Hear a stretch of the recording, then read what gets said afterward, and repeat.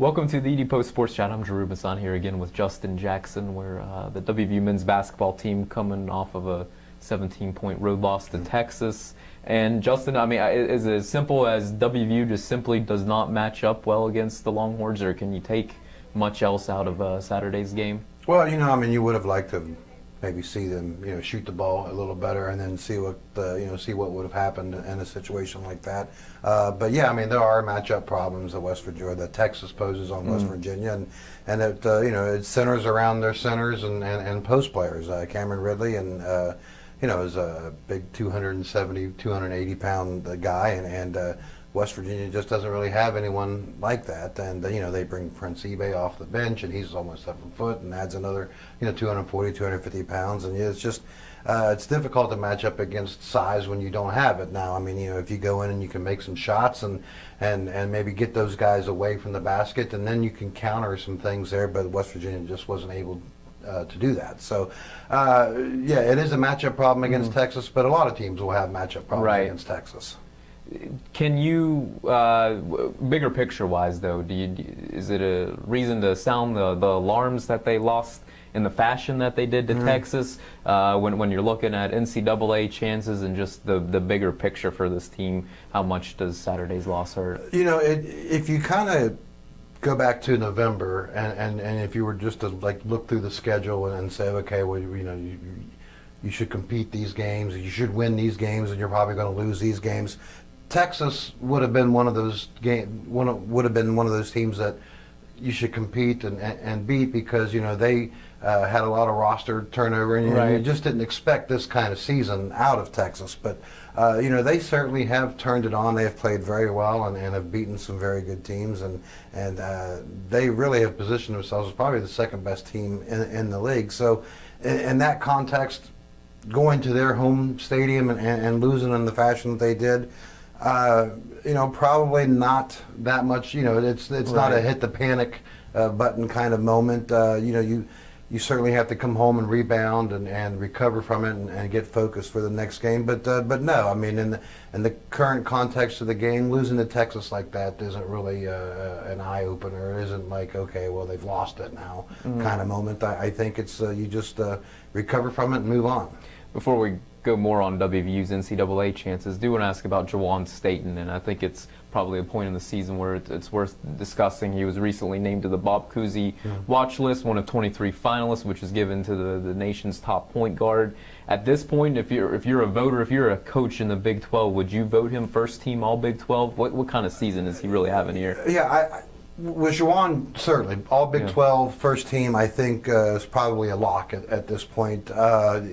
The bigger question, I think, would be how much interest could he generate in Big 12 Player of the Year, because I think he certainly has played well enough to put him in that conversation. Now, whether or not he will win it might be a little bit more difficult. I mean, certainly, if you had more conference wins at this point and maybe had won a few more in the out of conference and you were better positioned for the NCAA tournament at this point, he would certainly maybe be in the top 3, top 2, the kind of talk for Big 12 Player of the Year.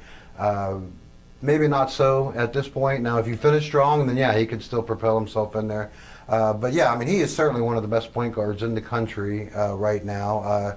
We're talking specifically college basketball now. He may not be a top 5 point guard when it comes to the NBA draft or something like that.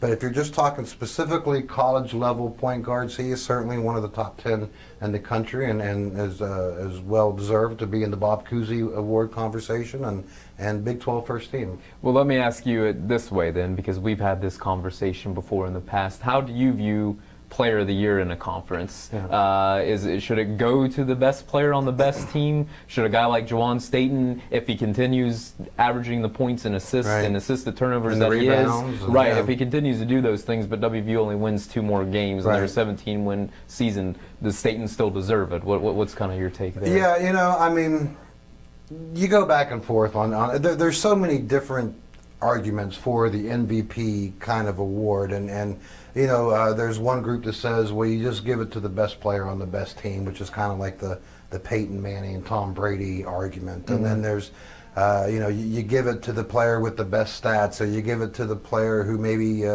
means the most to his team, and maybe the team went above expectations. Right. And I mean, so there's a lot of different arguments. I've kind of believed you give it to the best player.